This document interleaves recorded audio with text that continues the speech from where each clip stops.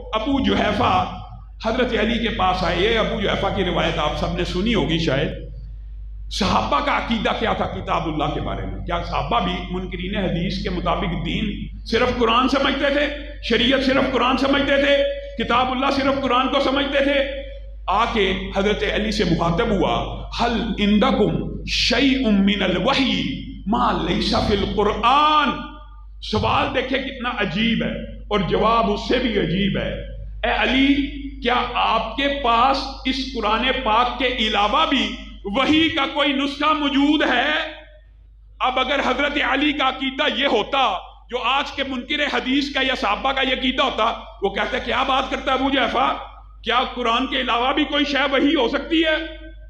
حضرت علی نے یہ نہیں کہا نعم، جی ہاں، میرے پاس قرآن پاک کے علاوہ بھی وحی کا ایک نسخہ موجود ہے، اور اس میں وہی کچھ ہے جو رسول اللہ بولتے تھے، میں علی لکھ لیتا تھا. بتائیے کہاں گیا وہ سارا فلسفہ، کہاں گیا وہ سارا عقیدہ؟ یعنی رسول اللہ کا کلام. اور یہ منکرین حدیث کا اشکال آج نوجوانوں کے اوپر، ہم یونیورسٹیوں میں جاتے ہیں سیمینارز میں، بنیادی بات لوگوں کو گمراہ کر دیا گیا. اس حوالے سے وہ کہتے ہیں حدیث محفوظ نہیں. حدیث اگر محفوظ نہیں تو بتائیے دین کیسے محفوظ ہو سکتا ہے؟ آپ کو ایک عام فہم بات کر کے اپنی بات کو آگے بڑھاؤں گا. ایمانداری سے بتلائیے اس کلام پاک میں جو طالب علم وہ تو جانتے ہیں اللہ تعالیٰ نے رسول اللہ کو کتنی مرتبہ مخاطب کیا یا کتنی مرتبہ نمونہ کہا ہے. آپ حیران رہ جائیں گے کہ بال واسطہ یا بلا واسطہ طور کے اوپر مفہوماً رسول اللہ کی پیروی، رسول اللہ کی اتباع، رسول اللہ کی سنت پہ چلنے کا حکم اس قرآن پاک میں 700 سے زائد مقامات پہ موجود ہے، بال واسطہ یا بلا واسطہ. اب قرآن پاک میں اللہ تعالیٰ نے اتنی زیادہ بار رسول اللہ کے بارے میں یہ فرمان کہہ کے جس نے رسول کی اطاعت کی، اللہ کی جس کے رسول کے اوپر نازل ہونے والی وحی کے اوپر ایمان لایا، اللہ کے اوپر لایا، جو رسول تمہیں دیں اس کو پکڑ لو، جس سے روکے رک جائے. پھر انتہا کر دی، کیا کہا؟ لقد کان لکم فی رسول اللہ اسوہ، تمہارے لیے رسول اللہ کی پوری زندگی نمونہ ہے. بتائیے ایمانداری سے رسول اللہ کی پوری زندگی نمونہ ہے کہ تھوڑی سی زندگی؟ 1 گھنٹے کی زندگی نمونہ کہ 24 گھنٹے کی زندگی؟ آپ اور میں کسی دردی کے پاس جائیں، مثالاً جٹ کی بات کرتا ہوں، اس کو کہیں میرا سوٹ سی لو، کس کے مطابق؟ نمونے کے مطابق، سیمپل کے مطابق. وہ کہے گا ٹھیک ہے. پھر کہیں اللہ 700 مرتبہ جس نبی کو نمونہ بنا کے آپ کو کہہ رہا ہے اس کی پیروی کرو. 700 مرتبہ اللہ نے بندہ مومن کے اوپر اس سے بھی زیادہ کال کی ہے. آپ دردی کو 20 مرتبہ کال کر کے دیکھ لیجئے، آزما لیجئے. آج سیمپل کے مطابق سوٹ سی دو، 10ویں مرتبہ آپ اس کو کال کریں گے نا، وہ کہیں گے یار تو عجیب بے وقوف بندہ ہے، تو مجھے سیمپل دیتا نہیں جس کے مطابق سینا ہے، اور بار بار کہی جاتا ہے سیمپل کے مطابق سی دو. معاذ اللہ تعالیٰ نے نمونہ اور سیمپل تو رسول کی زندگی کو بنایا. مجھے اور آپ کو حکم تو یہ دیا کہ رسول کی پیروی کرو، ان کے مطابق صبح گزارو، دوپہر گزارو، شام گزارو، رات گزارو، ازواجی تعلقات گزارو، سیاست، ریاست، معاشرت، معاملات ان کے مطابق گزارو. اور منکرین حدیث کہتے ہیں جی وہ نمونہ ہی محفوظ نہیں. زندگی رسول اللہ کا نمونہ ہے لیکن نمونہ محفوظ نہیں ہے. تو اللہ ہمیں کیسے کہہ سکتا ہے؟ بڑی عام فہم بات ہے. کیسے کہہ سکتا ہے رسول اللہ کے مطابق نماز پڑھو؟ یہ سیف ہی نہیں. نمونہ اور سیمپل اگر اللہ نے محفوظ ہی نہیں کیا تو اللہ تعالیٰ مجھے اور آپ کو کس چیز کا حکم دے رہے ہیں؟ میرے بھائیوں، کتاب اللہ سے مراد بھی قرآن و حدیث کے مجموعے کا نام ہے. امی عائشہ کی سہیلیوں کے کام آتی ہیں. امی عائشہ کی ایک سہیلی تھی بریرہ، آپ نے سنا ہوگا، لونڈی کی غلام تھی. امی عائشہ نے کہا جاؤ اپنے مالکوں سے مکاتبت کر لو، لکھت پڑھت کر لو، وہ تمہیں آزاد کریں. بریرہ امی عائشہ کے پاس آئیں اور آ کے کہنے لگی مکاتبت تو وہ کرتے ہیں لیکن کہتے ہیں ولا کی نسبت ہماری طرف رہے گی. یہ بھی ایک لمبا چوڑا فقہی باب ہے لیکن آسان کر کے آپ کو بتاتا ہوں. اس بات کا مفہوم یہ ہے کہ بریرہ تو پیسے لے آ امی عائشہ سے، ہم تجھے آزاد کر دیں گے، لیکن بالفرض تو فوت ہو گئی تو تیری وراثت دوبارہ ہماری طرف آئے گی. آنی کس کی طرف چاہیے؟ امی عائشہ کی طرف. جس نے پیسے دے کے آزاد کرایا، ولا کی نسبت تو وراثت تو پھر اگر ملنی ہوگی تو اسی کو ملے گی. یہاں تو مفت آزاد کیا ہو، پھر ولا کی نسبت تو وارثوں کی طرف جو آزاد کرتے ہیں جا سکتی ہے.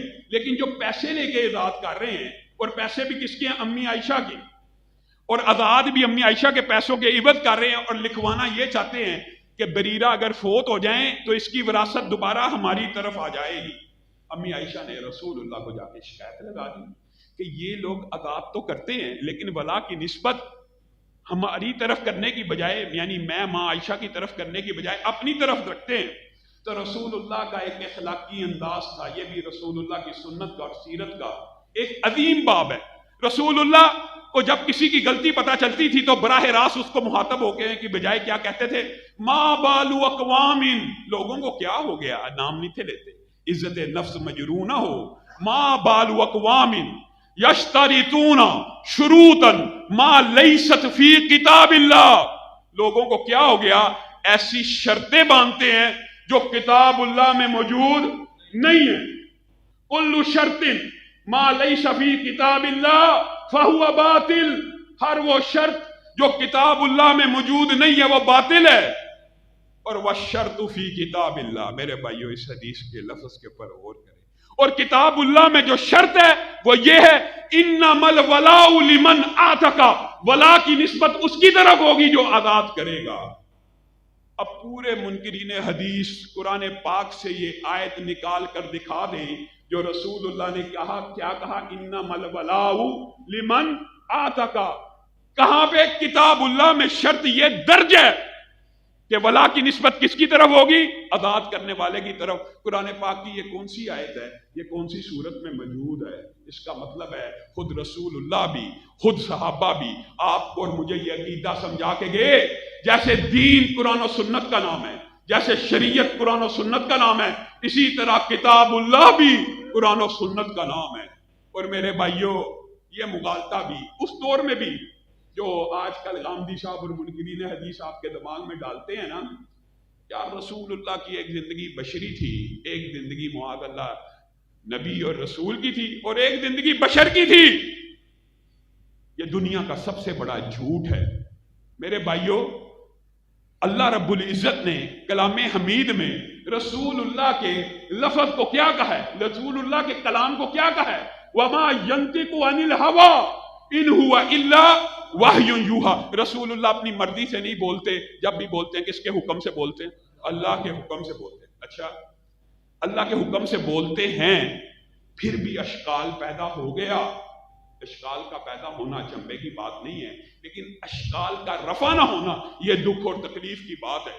عبداللہ بن عمر بن العاص، آپ کو لوگ کہنے لگے، آج کل کے شاید کچھ دماغ وہاں پہ بھی ہوں، کہنے لگے رسول اللہ بشر، رسول اللہ انسان ہے، یتکلم فی الغضب والرضا. رسول اللہ کبھی غصے میں بولتے ہیں اور کبھی خوشی میں بولتے ہیں. اور یار عبداللہ تو ہر چیز ہی لکھ لیتا ہے، نہ لکھا کر، چھوڑ دے. عبداللہ کے دل کو یہ بات وقتی طور پہ اپیل کی اور آپ نے لکھنا چھوڑ دیا، اور رسول اللہ کے پاس اس مقدمے کو لے کے گئے. اے اللہ کے رسول اللہ نے بھی پوچھا، بعض روایات میں رسول اللہ نے خود پوچھا، عبداللہ لکھتا نہیں آپ؟ میں دیکھتا ہوں پہلے جو لفظ میں زبان سے نکالتا تھا تو لکھ لیتا تھا. اور وہ کہاں گئے فلسفی جو کہتے ہیں 250 سال بعد حدیثیں لکھی گئی؟ رسول اللہ کی اپنی زندگی کے اندر عبداللہ بن عمر بن العاص حدیثیں لکھ بھی رہے ہیں، صحابہ حدیثیں لکھ بھی رہے ہیں، اور اشکال پیدا کرنے والوں نے یہی اشکال، یہ اشکال آج کا نہیں ہے، 1400 سال پرانا ہے. ایک بشری زندگی ہے، ایک نبوی زندگی ہے، کچھ خوشی سے بولتے ہیں، کچھ غصے سے بولتے ہیں، جو چیز چاہے لکھتا رہتا ہے. اللہ کے رسول لوگوں نے مجھے یہ وسوسہ ڈال دی ہے اور انہوں نے یہ مقدمہ میرے سامنے رکھا. کبھی آپ خوش ہوتے ہیں، کبھی آپ غصے میں ہوتے ہیں، میں ہر چیز لکھ لیتا ہوں. تو میں لکھنے سے رک گیا ہوں. رسول اللہ کی پیشانی کے اوپر بل پڑ گئے، کہا اکتب فوالذی نفسی بیدی، اے عبداللہ بن عمر لکھا کر اس ذات کی قسم جس کے ہاتھ میں محمد صلی اللہ علیہ وسلم کی جان ہے، ما یخرج منہ الا حق، اس زبان سے حق کے علاوہ کچھ نہیں نکلتا. میں اور آپ کس کھیت کی مولی ہیں؟ رسول اللہ صلی اللہ علیہ وسلم ایک مرتبہ حج کے فضائل بیان کر رہے ہیں، اور سوال کا پیدا ہونا چمبا نہیں ہے، سوال کریں گے تو علم ملے گا۔ ایک صحابی کے ذہن میں یہ سوال آ گیا، رسول اللہ حج کی اتنی فضائل بیان کرتے ہیں، جو حج کرے گا آج ایسا ہو جائے گا جیسے ماں کے بطن سے پیدا ہوا۔ اے اللہ کے رسول، افی کلی آمن یا رسول اللہ، کیا یہ حج جس کے آپ اتنے فضائل بیان کر رہے ہیں، کیا مدہ مومن مسلم کے اوپر ہر سال فرض ہے؟ رسول اللہ خاموش رہے، اوائڈ کیا، ادھر ادھر چہرہ کر لیا۔ اس نے پھر سوال کیا، رسول اللہ نے پھر جواب نہ دیا، پھر سوال کیا، پھر جواب نہ دیا، مشغول ہو گئے۔ اور جب مشغولیت اور واقعہ کچھ دیر پرانا ہو گیا تو کہا اس کو بلاؤ جو میرے سے سوال کرتا تھا۔ صحابی کو بلایا گیا، وہ آپ کی بارگاہ میں آیا تو رسول اللہ نے جو جملہ کہا، میرے بھائیوں یہی اہل حدیث کی دعوت ہے، یہی اہل حدیث کا مسلک ہے، یہی اہل حدیث کا منہج ہے۔ آئیے اس بات کے اوپر اتفاق کر لیتے ہیں۔ رسول اللہ صلی اللہ علیہ وسلم نے کہا، تو میرے سے سوال پوچھتا تھا کیا ہر سال حج فرض ہے؟ اللہ کی قسم، لو قلت نعم، اگر اس زبان سے جی ہاں نکل جاتا، صرف 3 حرف نعم کے نکل جاتے تو پوری امت کے اوپر ہر سال فرض ہو جاتا۔ دین صرف اس بات کا نام ہے جو رسول اللہ کی زبان سے ادا ہوا۔ میں اور آپ کہاں ہیں؟ آپ اور میں اس حدیث کی موجودگی میں علامہ صاحب کی بات مان لو، پیر صاحب کی مان لو، فقیہ صاحب کی مان لو، مولوی صاحب کی مان لو، مفتی صاحب کی مان لو، ہمارے امام کی مان لو، ہمارے محدث کی مان لو، کیسے مانی جا سکتی ہے؟